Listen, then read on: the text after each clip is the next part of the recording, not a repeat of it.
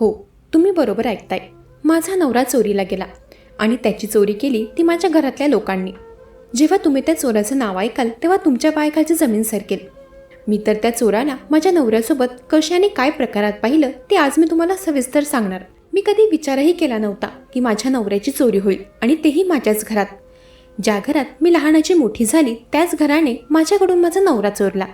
आणि चोरलाच नाही तर त्या व्यक्तीने त्याच्यासोबत ते प्रत्येक क्षण घालवले ज्यावर बायको म्हणून माझा हक्क होता. मी शालिनी. मी माझ्या घरातील एकुलते एक मुलगी होते. मला एक भाऊ होता.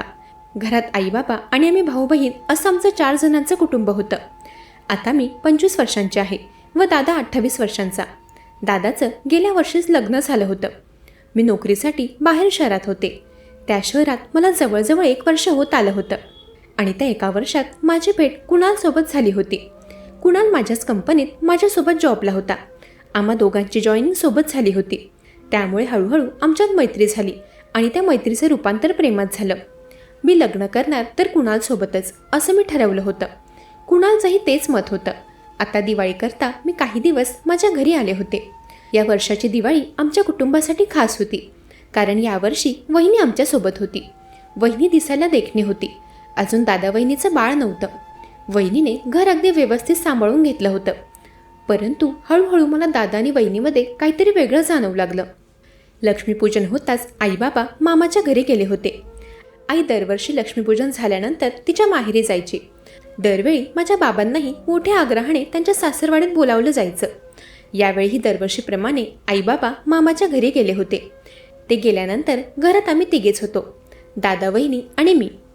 पण त्या काही 2-4 दिवसातच माझ्या नजरेस काही गोष्टी आल्या. मला दादा वहिनीच्या खोलीतून सतत आवाज येत असायचे. एकदा तर रात्री मी पाणी पिण्यासाठी खोलीतून बाहेर आले. तेव्हा मला वहिनी रागातच तिच्या खोलीतून बाहेर येताना दिसली. मी तिला काय झालं विचारलं तर ती काही नाही म्हणून पुन्हा तिच्या खोलीत निघून गेली. मला असं वाटू लागलं होतं जणू दादा आणि वहिनीमध्ये पटत नाहीये. त्यांच्या लग्नाला तर 1 वर्ष होत आला होता, पण अजूनही त्या दोघांचं आपापसात पटत नव्हतं. आणि हे सगळं आईबाबांना माहीत होतं की नाही ते मला ठाऊक नव्हतं. कदाचित या गोष्टी आईबाबांपासून लपलेल्या होत्या, कारण आईने मला याबद्दल आजपर्यंत काही सांगितलं नव्हतं.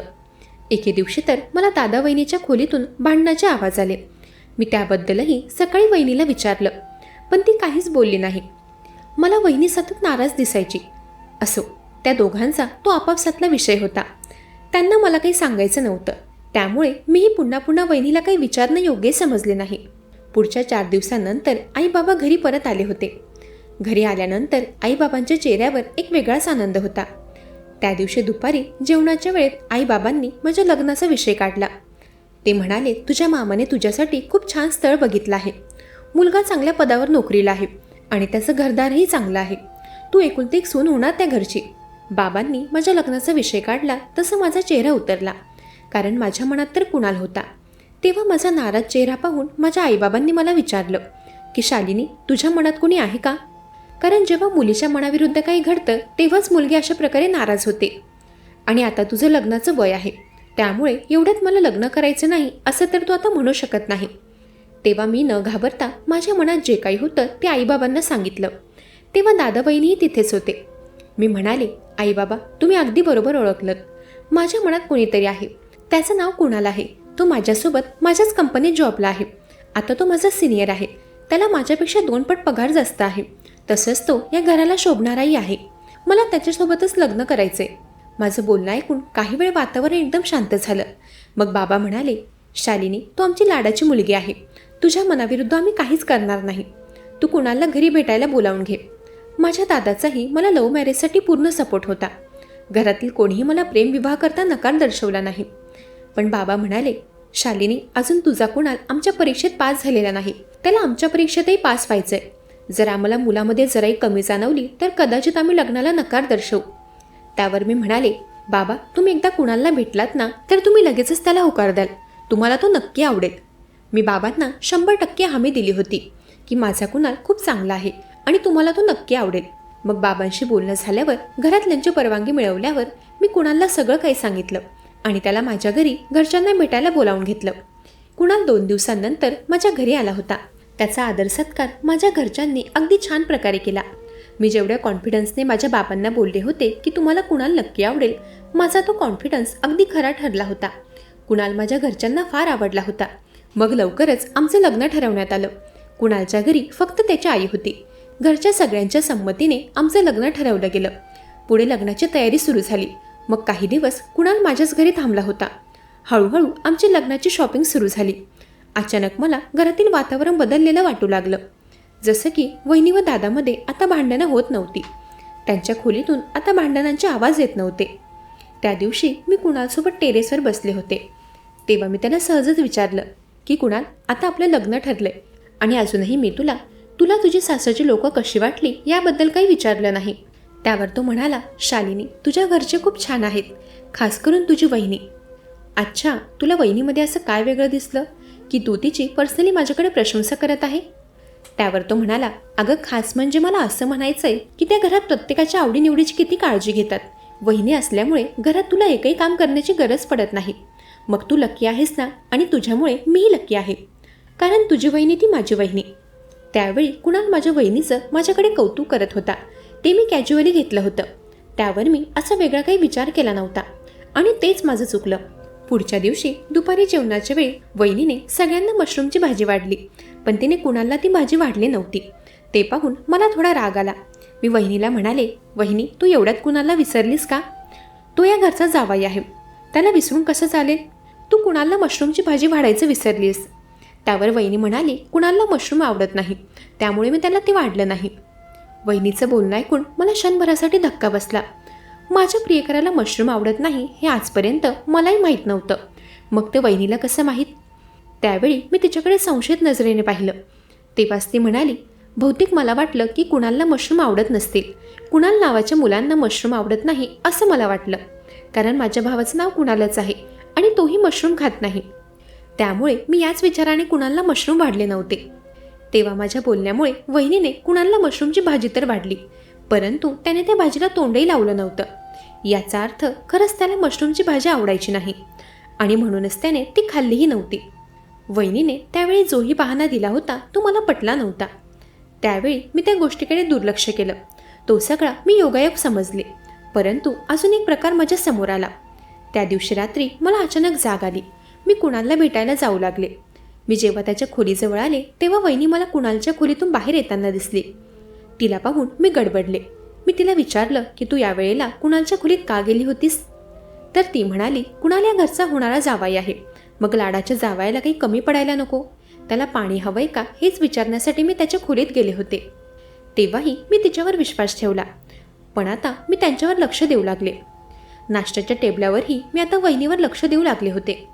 कुणालला नाश्ता वाढतानाही वहिनी लाजत असायची. तिच्या चेहऱ्यावरचे भाव वेगळे असायचे. मला असं जाणवू लागलं होतं की जणू माझंच घर माझ्याकडून माझा नवरा चोरायला निघालाय. 2-3 छोट्या मोठ्या गोष्टींवरून मी वहिनीवर आणि कुणालवर संशय घेऊ शकत नव्हते आणि कुणालच्या वागण्यातही मला माझ्या बाबतीत तरी काही फरक जाणवत नव्हता. तो माझ्याशी प्रेमानेच बोलत असायचा. काही दिवसांनी मी व वहिनी माझ्या लग्नाच्या शॉपिंगसाठी निघालो. तेव्हा कुणालही आमच्यासोबत होता. सगळ्यात आधी आम्ही वहिनीची शॉपिंग करून घेण्याचं ठरवलं, कारण नवरीच्या शॉपिंगसाठी वेळ लागतो. माझ्या शॉपिंगमुळे वहिनीची शॉपिंग राहायला नको, त्यामुळेच आधी आम्ही तिची शॉपिंग करून घेण्याचं ठरवलं. साड्या बघत असताना मी वहिनीला त्या साड्यांमधील एक लाल कलरची साडी सजेस्ट केली. मी म्हणाले, वहिनी, हा कलर तुझ्यावर खूप छान दिसेल. तोच मागून कुणाल म्हणाला, नाही, सुजाताला हा कलर आवडत नाही, तिला बेबी पिंक कलर आवडतो, ती पिंक कलरची साडी घेणार. वहिनीनेही तीच साडी सिलेक्ट करून ठेवली होती. आता यावेळी हा कुठलाही योगायोग नव्हता. कुणाल व वहिनीला एकमेकांची पसंत माहीत होती. प्रत्येक वेळी योगायोग नसू शकतो. तिथेच मी कुणालला प्रश्न विचारला. मी त्याला म्हणाले, कुणाल, तू वहिनीला तिच्या नावाने हाक का मारली? तुझा तिच्यावर असा कुठल्या प्रकारचा हक्क आहे? आणि हो, तिची आवड तुला एवढ्या परफेक्टली कशी माहीत? माझा प्रश्न ऐकून त्या दोघांच्या चेहऱ्यावरचा रंग उडाला होता. कुणाल म्हणाला, अगं, मी सहजच बोलून गेलो. सहसा मुलींना बेबी पिंक कलर आवडतो, म्हणून मी म्हणालो की वहिनींना पिंक कलर आवडेल. बाकी त्यांच्या व माझ्या वयात एवढं अंतर नाही, म्हणून मी सहजच त्यांना नावाने हाक मारली. तुला तर माहीत आहे, माझ्या घरात मी एकुलता एक आहे, त्यामुळे एवढे नाते सांभाळण्याचा माझा अनुभव नाही, म्हणूनही माझ्याने वहिनींना एकेरी नावाने हाक मारली गेली. मी प्रत्येक वेळी त्या दोघांवर विश्वास ठेवावा की नाही मला काही कळत नव्हतं. मी वहिनीबद्दल दादाशी बोलायचं ठरवलं. त्या दिवशी शॉपिंगच्या वेळेत घडलेल्या त्या प्रसंगामुळे माझा पूर्णपणे मूड ऑफ झाला होता. त्यामुळे मी माझी काहीही शॉपिंग केली नाही. घरी आल्यावर मी दादाला भेटायला त्याच्या ऑफिसवर गेले. बोलता बोलता मी दादाला त्याच्या आणि वहिनीबद्दल विचारलं. मी म्हणाले, दादा, तुझं आणि वहिनीचं नातं नेमकं कसं आहे रे? माझा प्रश्न ऐकून दादा जरा गडबडला होता. तो म्हणाला, शालिनी, तू हे असे प्रश्न कधीपासून करायला लागलीस? अरे, लवकरच माझे लग्न होणार आहे ना, म्हणून विचारलं. मला आणि कुणालाही तुझ्या आणि वहिनीसारखं परफेक्ट कपल बनायचं आहे, म्हणून म्हटलं तुझ्याकडून काही टिप्स घ्याव्यात. परफेक्ट कपल हे ऐकताच दादाच्या चेहऱ्यावरचा रंग उडाला. तो म्हणाला, मला तर वाटतंय की तुझी वहिनी माझ्यासोबत खुश नाही. ती नेहमी माझ्याकडे तक्रार करत असते. काही गोष्टी मी साईबाबांसमोर आणि तुझ्यासमोर येऊ देत नाही. त्यामुळे तुम्हाला आम्ही परफेक्ट कपल वाटतो, पण आतल्या गोष्टी काही वेगळ्या आहेत.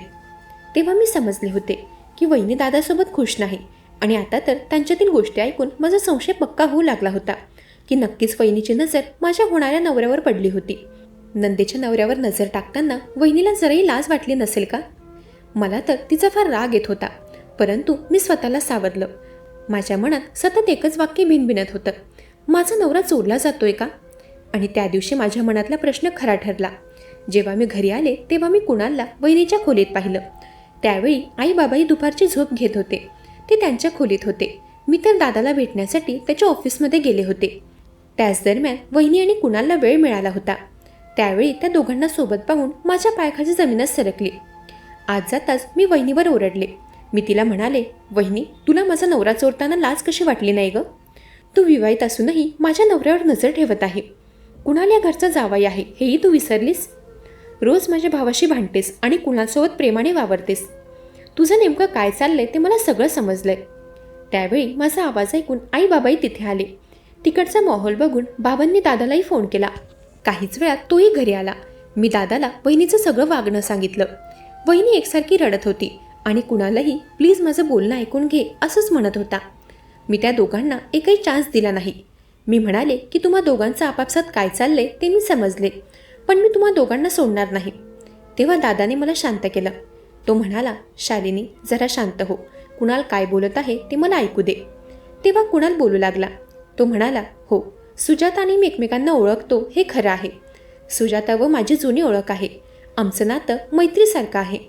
सुजाताची बेस्ट फ्रेंड काजल व माझं एकमेकांवर प्रेम होतं. आम्ही लग्नही करणार होतो, परंतु ज्या दिवशी आम्ही लग्न करायचं ठरवलं होतं त्याच दिवशी काजल मंदिरात आली नाही. आणि ती का आली नाही आणि नंतर तिने माझा फोन का उचलला नाही हेच विचारण्यासाठी मी सतत सुजाताच्या मागे पुढे फिरत होतो. काजल सुजाताची जवळची मैत्रीण होती. बऱ्याचदा आम्ही सोबत असायचो. त्यामुळे मला सुजाताच्या काही आवडीनिवडी माहीत आहेत आणि तिलाही माझ्याबद्दल माहिती आहे. मी तिला काजलबद्दल काही प्रश्न विचारू नये, मागच्या गोष्टी मी विसरून जाव्या हेच सांगण्यासाठी सुजाता सतत माझी भेट घेत होती. बाकी आमच्यात काही चुकीचं नातं नाही आहे. कुणालचं बोलणं ऐकून माझा राग शांत झाला. सगळे गैरसमज दूर झाले होते. दादानेही मला सांगितलं की सुजाता माझ्याकडे तक्रार करत असते हे मी तुला सांगितलं, पण ती कसली तक्रार करत असते हे मी तुला सांगितलं नाही. उगाच गैरसमज करू नकोस. सुजाता माझ्याकडे प्रेमाची, वेळेची तक्रार करत असते. तिचं म्हणणं आहे मी तिला वेळ देत नाही आणि त्यामुळेच आमच्या दोघांमध्ये बऱ्याचदा वाद होत असतात. सुजाता माझ्यावर खूप जीव ओवाळून टाकते. आजपर्यंत मला एकदाही जाणवलं नाही की तिच्या मनात माझ्याबद्दल काही स्थान नाही. ती तर माझ्यावर खूप जीव ओवाळून टाकते. दादाचं बोलणं ऐकून वहिनी त्याच्या जवळ गेली आणि तिने त्याला मिठी मारली. ती म्हणाली, अहो, मी खरं सांगते, माझं व कुणालचं आता काहीही नातं नाही. मी घाबरत होते की जर त्याची आणि माझी जुनी मैत्री समोर आली तर तुम्ही काही वेगळा विचार कराल आणि आपल्या नात्यामध्ये अंतर येईल. म्हणून मी वारंवार कुणालशी बोलण्याचा प्रयत्न करत होते व त्याला जुन्या गोष्टी विसरण्यासाठी सांगत होते. तेव्हा कुणालच्या पहिल्या प्रेमाबद्दल मला समजूनही मी त्याच्याशी लग्न करायला तयार होते. काजल आता त्याच्या आयुष्यात नव्हती. त्याला फक्त हे जाणून घ्यायचं होतं की तो नात्यात प्रामाणिक असूनही त्याला धोका का मिळाला. बहुतेक काजलच्या आईवडिलांना कुणाल पसंत नव्हता. त्यांना श्रीमंत मुलाची अपेक्षा होती आणि म्हणूनच त्यांनी त्यांच्या मुलीचं लग्न दुसरीकडे लावलं होतं. कुणालला ती सत्यता समजली तेव्हा त्याने माझी माफी मागितली. म्हणाला, मी आजनंतर गेल्या आठवणी पुन्हा आठवणार नाही. माझं भविष्य तू आहे. जे झालं त्यासाठी मला माफ कर. त्याची चूक कधी नव्हतीच. तो सगळा गैरसमज होता जो आता सुटला होता. मी वहिनी आणि कुणालची माफी मागितली. त्यानंतर काहीच दिवसात माझं व कुणालचं धूमधडाक्यात लग्न झालं. कुणाल माझ्यावर फार प्रेम करतो आणि मीही त्याच्यावर फार प्रेम करते. भूतकाळात राहून माणसाला फक्त आणि फक्त दुःखच मिळतं हे कुणालच्या लक्षात आलं होतं. त्यामुळे जी व्यक्ती आता त्याच्यासोबत नाही त्या व्यक्तीचा विचार करणं त्याने बंद केलंय आणि आज तो त्याच्या वर्तमानात आनंदी आयुष्य जगतोय. मंडळी, कशी वाटली ही कथा? ऐकत रहा मनाचे बोल.